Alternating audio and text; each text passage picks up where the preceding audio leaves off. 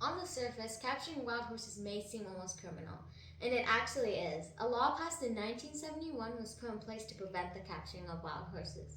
So if I were to tell you that the Bureau of Land Management, BLM, has been capturing wild horses and putting them away in enclosures with other 1,000-pound animals, you would think it should be put to a halt sooner rather than later. However, the BLM actually has a few tricks up their sleeve. Hi, my name is Melissa. I'm 13 years old, and this is my second year in the Communications Project.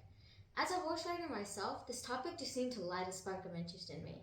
I too had thought the same thing about the Bureau of Land Management when I found out about their capturing of wild horses. I thought that the wild horses should be able to run free and not have to be involuntarily forced to be placed in a stall, a new experience for wild horses. But as we dive deeper into this, we will uncover what really lies under the surface of capturing wild horses. Recently, wild horses have been taken away from their herds and forced to be locked up waiting for whatever fate had in store for them. According to BLM.gov, the Bureau of Land Management is responsible for determining and maintaining appropriate management levels, AML, and works to achieve this population target through a variety of management processes. With that being said, the horse population was huge. A study done in July of 2021 found there to be well over 300,000 wild horses. After gathering majority of the wild horses, a reevaluation of the issue was done in March 2022, found there to be only 82,384 wild horses. That's over the span of 8 months.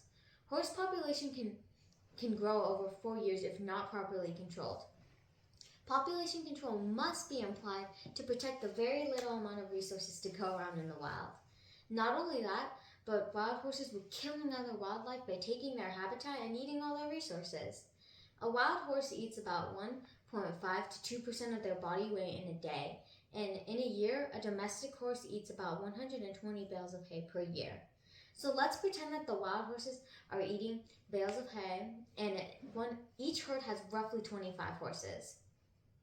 As I said earlier, if not properly controlled, in over 4 years, the horse population can double. So double of 25 would be 50. So calculating the entire herd's average food consumption would be 6,000 bales of hay per year. That's a lot of food.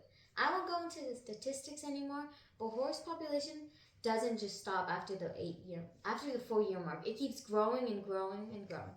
So just imagine what it's like after the 8-year mark. Now that we know the reason why wild horses are being taken away from their herds, and even the mathematical reason, let's dive deeper into what it's like at the BLM facility.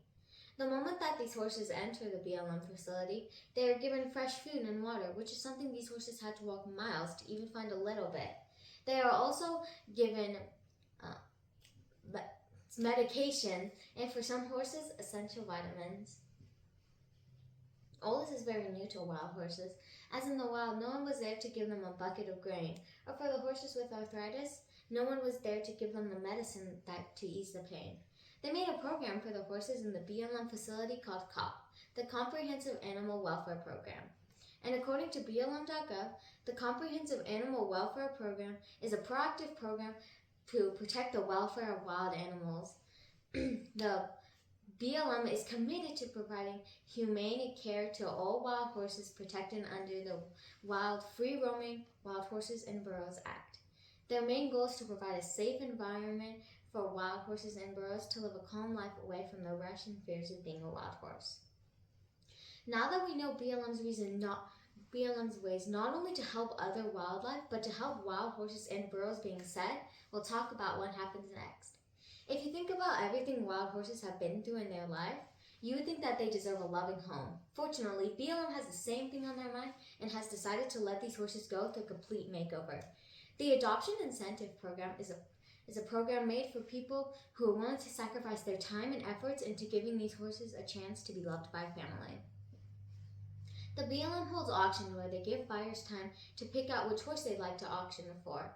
Once the horse has been auctioned for and is taken into the trailer and loaded back home, they are immediately put into non-stop training to desensitize them to things like halters, wearing a saddle, and even human companionship. When you bring a new horse in, the one thing that stands in the way of you and your horse having a great bond is fear. When you are looking at ways to train your horse, or even a method that worked with one of your horses but doesn't work with your new horse, you need to understand that one size does not fit all. What that means is that every horse is different, and they all learn this a different way, just like humans. So patience is needed. After all that training is finished, you can either sell the horse and you can either show off the horse and catch the eyes of a family who will love and care for the horse, or you can keep the horse and develop a bond that cannot be broken. Today, we talked about why the wild horses are being taken away from their herds, what it's like at the BLM facility, and the makeovers these horses go through. Each horse is unique, as well as each human handler, but no matter how different each is, horse and rider are connected by trust and love for each other. So if you put the time and effort into loving your horse, they will not just be an animal to you, they will be your best friend. My resource for this presentation is blm.gov. If you have any more questions or would even like to adopt a wild horse yourself, blm.gov is the first place to go. Thank you for listening. Do you have any questions?